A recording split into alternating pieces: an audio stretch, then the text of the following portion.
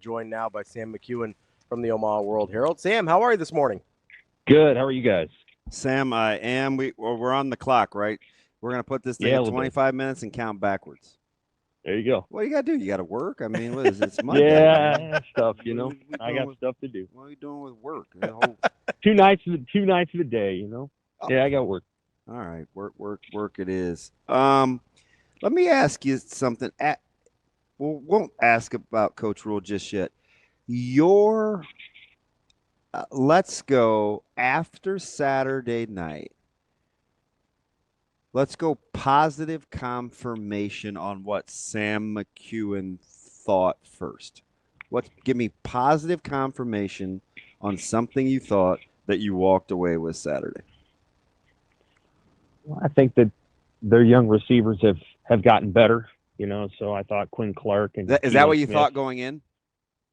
Yeah. Well, okay. That I think, their expectations were that they, what they had said seemed positive. And, we had kind of heard the BTN guys right that, I guess we saw them right that, they like Nebraska's receivers. So I wanted to go and see that because in the spring, when we watched the practice, honestly, the defensive backs kind of had the better of the day.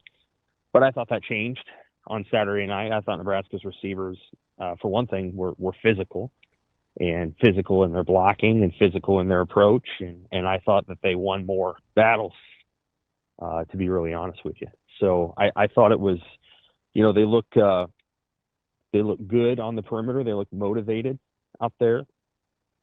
I think Ja'Cory Barney does set a energy tone. I mean, he's not the strongest guy or the largest guy. He practices hard, Sam. He does. He practices really hard. He does. He loves it.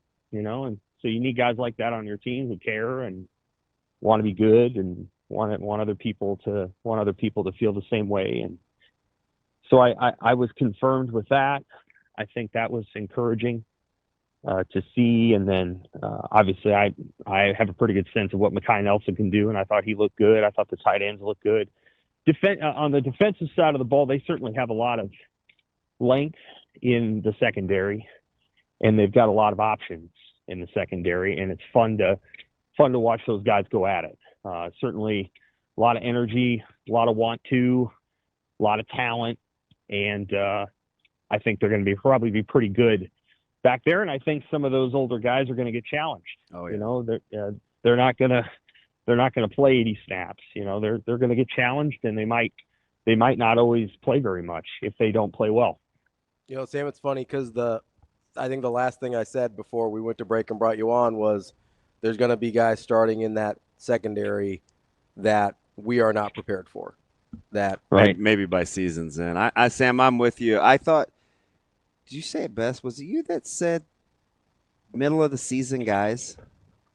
Was that you that said that last? Yeah, I think that's yep. That's a really guys that need a couple of games to get under their belt of real game speed before, because they'll already shuffle some guys on that back end this week, I think. They might. Yeah, I'm sure they will. There's a lot of options back there, and again, it's going to be hard to keep some of those guys off the field. I don't know that you can just say, well, this guy's been here a long time, and he's done some good things, so we got to play him. I think they're going to play the best guys. And they have the ability to do that now. There's been years past where you really couldn't take a player off the field because the guy behind him didn't know what he was doing. And it wasn't that he wasn't talented, but the know-how portion wasn't necessarily there. And it felt like last night there was more guys that kind of knew what they were supposed to do. And when you have that, then you can put a young talent on the field because he can kind of keep his wits about him. It's early, super early, but do you get a sense on how versatile you think they want to be defensively? Because that plays into the know-how versus talent and know-how and talent getting on the field discussion too. Yes.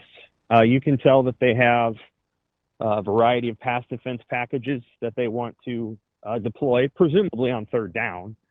You're limited. If it's 3rd and 3, you're limited in what you can do. You have to have certain bodies on the field in case they run the football. But you can tell that they have a lot of different ideas that they want to try to pursue on third down.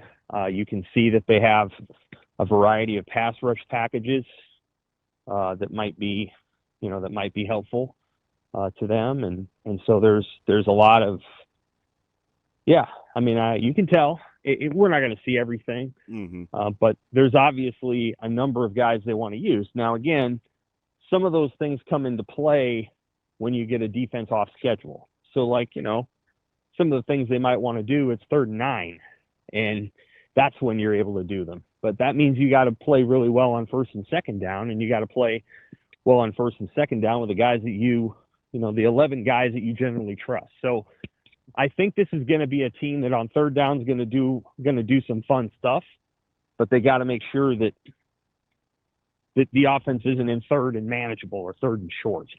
And so I'll be watching that 1st and 2nd down defense. It does. It comes back to the run defense. Like, can they consistently stop the run?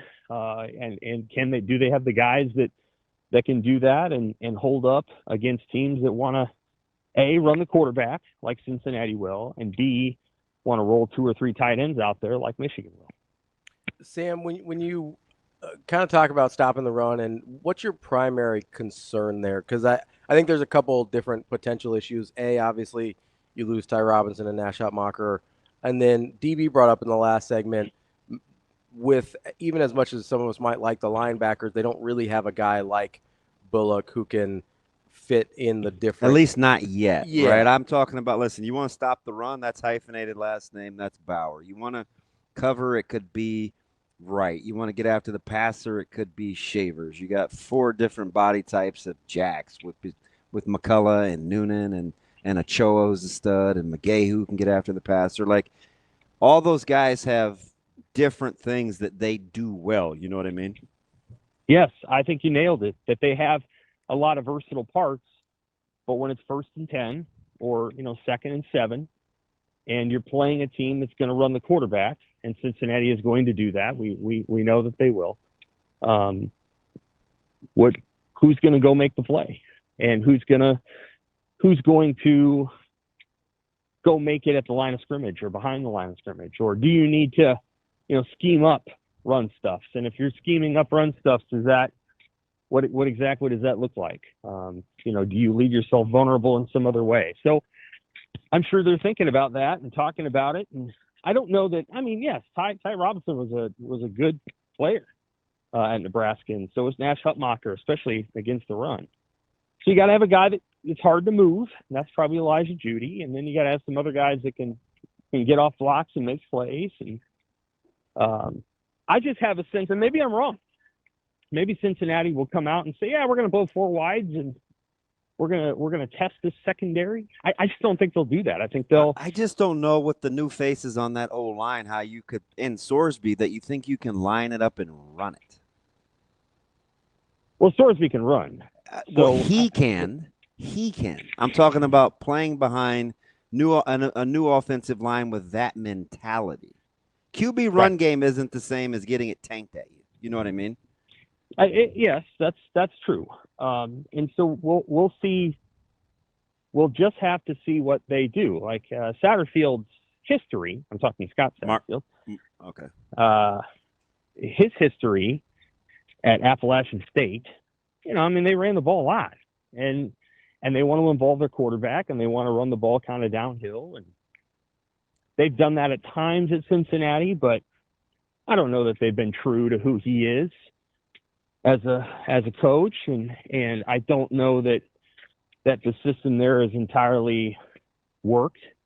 And it's possible that the system that Fickell had developed when he left Cincinnati didn't necessarily fit. So we'll just have to see. Now they signed a bunch of receivers, Cincinnati did, in the transfer portal, and they're a lot of lower division guys. They're not.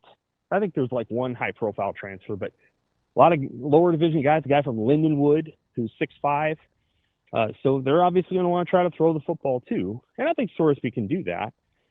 I just don't know if Cincinnati's big vision game plan against Nebraska is to go out and throw it 40 times. If that's what they do, I think they're going to struggle. I just don't think that they're going to be able to crack Nebraska's pass defense like that. I think you got to run the football at Nebraska, and then try to get passes off of it.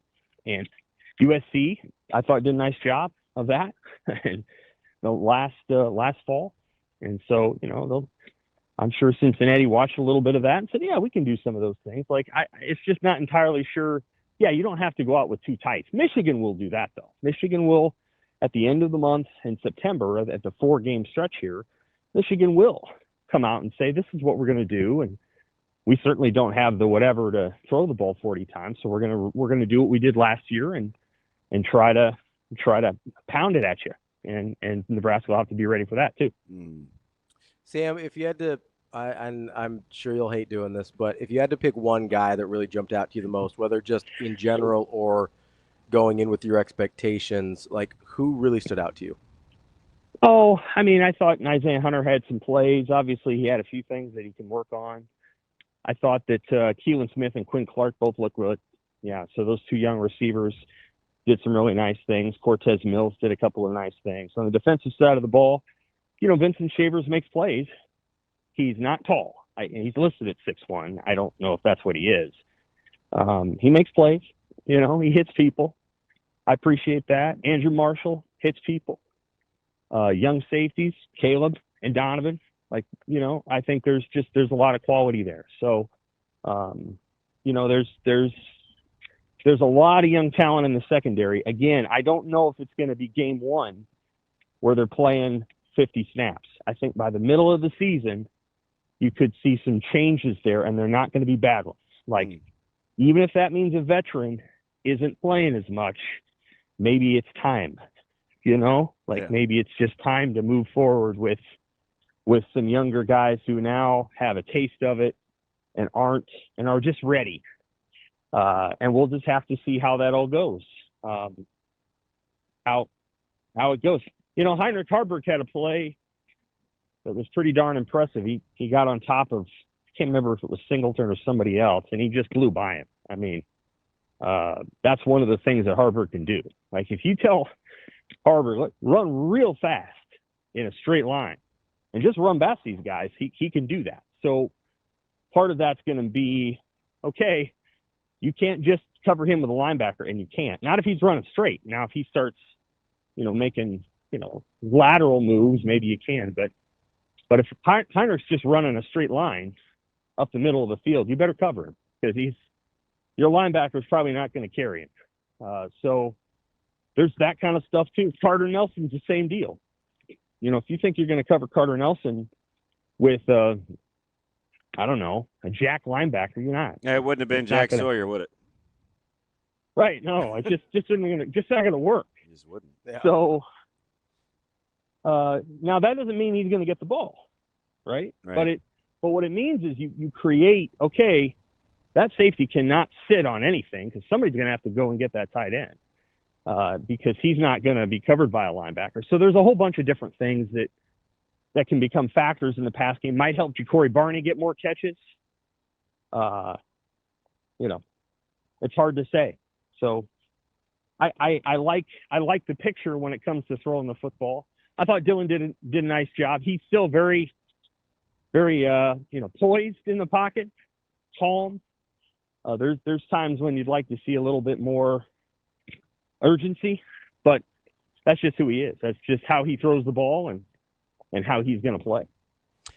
Sam, what do you? So I was a little taken aback. I had to double check to make sure I heard it right, because I'm like, is he talking about the week of or until the actual game on the 27th?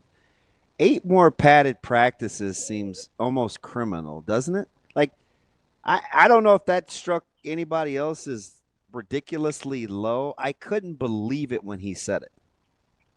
I think their week of practice. No, it's the 27th. Yeah. That's incredible. It is not the week of it. Like, that's all they get until the 27th. Yeah. It's low. They've tried to do a lot of things to help with player safety and player health and concussion protocol and things like that. So, I think it has helped to reduce the number of injuries, but it does create, I don't know. We'll see. I think they'll tackle okay. I remember 2 years ago when they went to Minnesota, they tackled just fine. I mean, they hit Minnesota with a ferocity that I hadn't seen out of a Nebraska defense in, I don't even know, 10 years. So they can get it done, and Rule. He'll work within the parameters and do what needs to be done, but he will create a physical team. This is a physical team. Yeah. I'll give him that. Yeah. If they were playing in the Big 12, I might pick them to win, but they're not. They're playing in the Big 10, and every team, with the exception of one or two, are just real physical in the Big 10. And UCLA, we'll see. But, I would have said UCLA wasn't very physical last year, and then UCLA came in here and won. So I think most of the teams in the Big 10 are pretty physical and pretty tough. And so you got to match that. You're not going to surpass a lot of teams necessarily in terms of the physicality. You've got to match it. Sam, what did you think about just the shape of Dylan Raiola, how he looked with some of the passing drills, and we saw him move a little bit. I know it's different with the green jersey, but what did you think about that? I thought he played well. His physique looks good. I know he had a scramble and looked quick. And, I'm still, again, like, there are times when what you want to see is just throw the ball with authority, trust it, go after it, fire it away. I think there's still times when he's awfully poised. I'll give him that, and just needs to let it go. And, but I think he does a nice job. It's clear that he's grown as a quarterback. He's still a pretty low key leader on the field. Like, he's not going over and screaming at people and getting in people's face. And, when there was the little dust up down on the field, and it wasn't much between Jeremiah Jones and I think it was Kamir Prescott.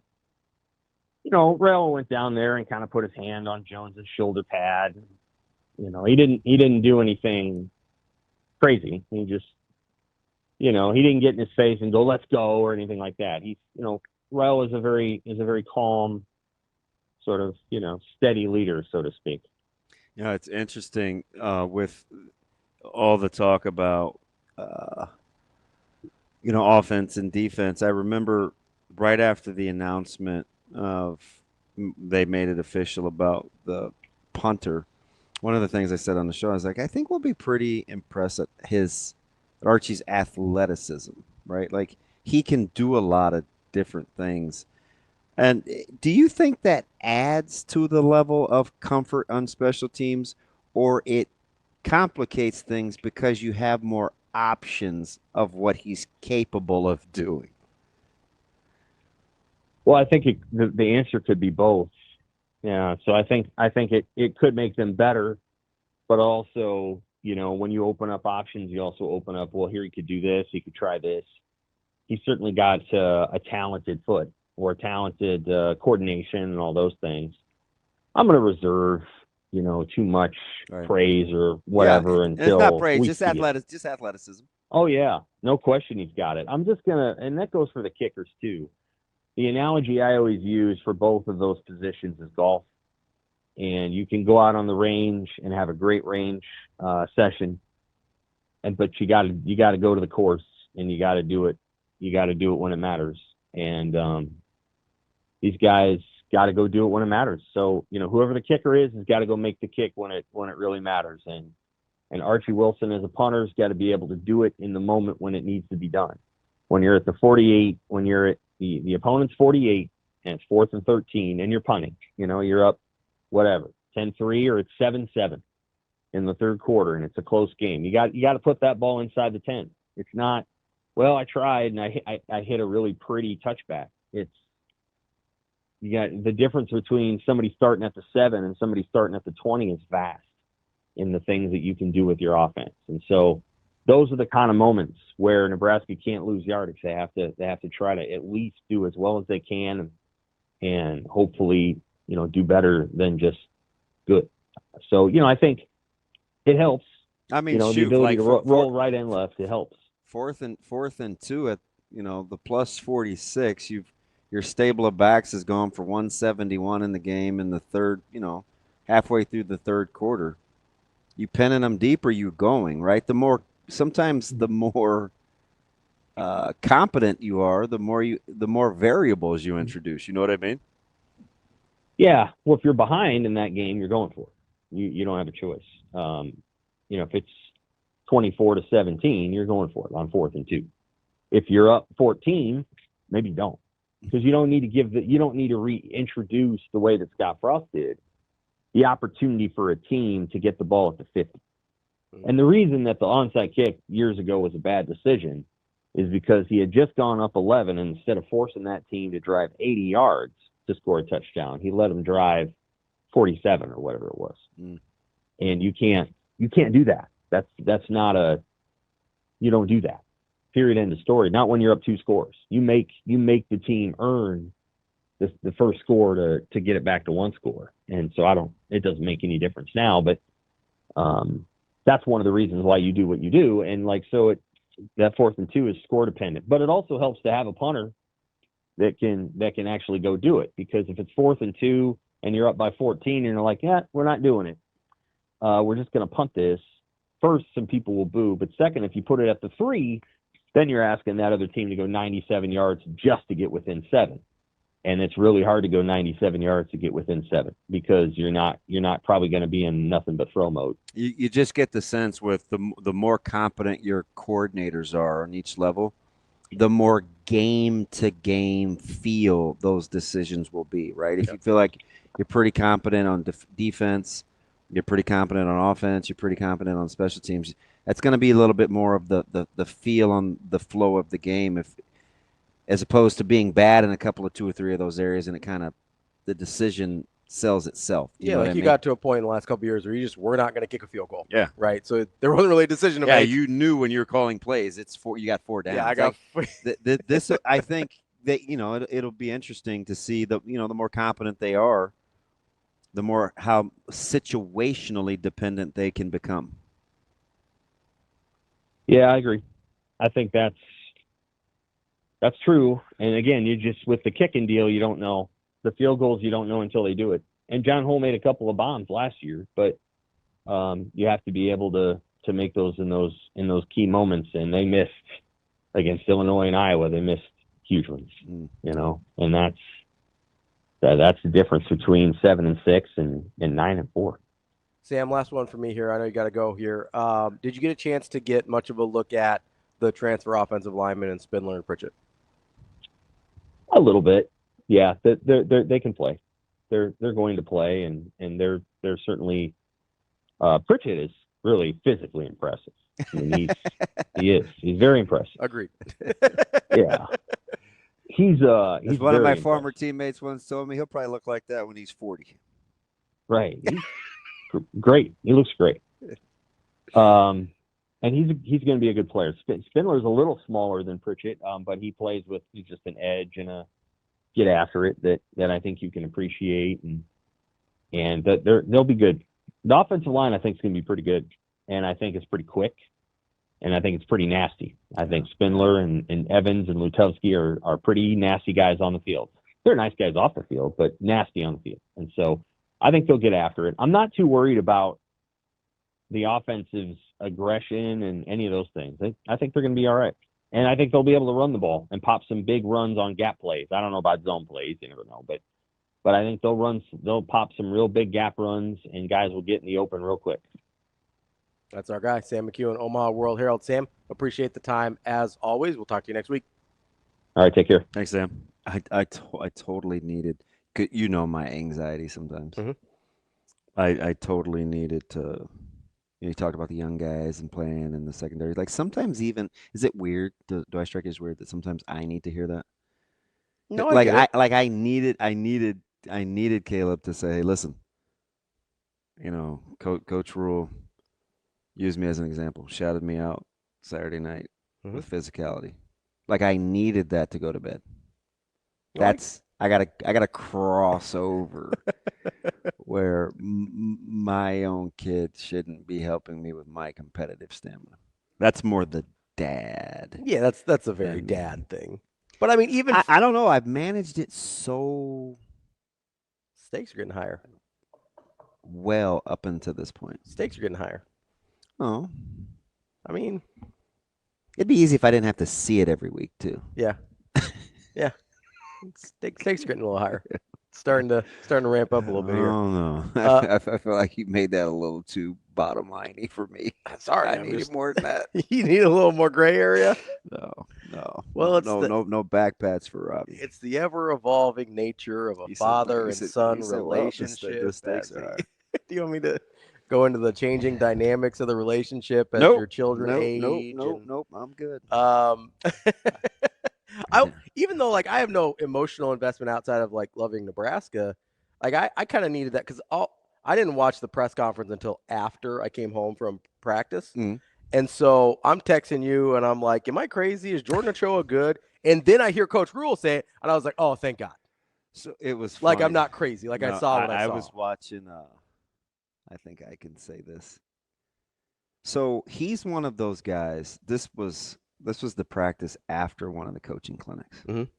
So this is a long time ago. This clearly was spring. Yeah. And I'm talking to one of the Nebraska's coaches about him in particular. And he said, one thing you don't have to worry about with Oach is want to. Mm-hmm. He's going to be just fine in the want to department. We're just still learning. And I was like, because remember when we came back after the bowl game, and I was like, man, Ochoa came out of nowhere in those practices. Yeah. Well, if you've And he got played, right? And I'm like, people were wondering who he was.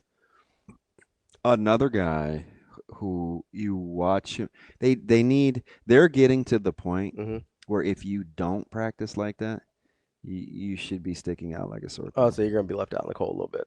Yeah, Ochoa gets it in. I mean, Well, if you've got again with Ochoa and McGahee and McCullough and Mav, like I keep saying Maverick because I like a lot of the things that Maverick does. he stood out to me on Saturday. He and played, and he's physical. He's tough. yeah. He's smart. He just hasn't been able to stay healthy. He played with the top groups a lot, and I was impressed. Honestly, he stood out. I know I had to differentiate in my notes because him and McCullough are both wearing 22, and unlike also Mosey, there's a lot of 22s running around. But on defense, there's and I had to differentiate because I was like I had to differentiate which 22 because he actually stood out more to me than McCullough did on Saturday. He's just really strong and stout, and Yeah. he's got.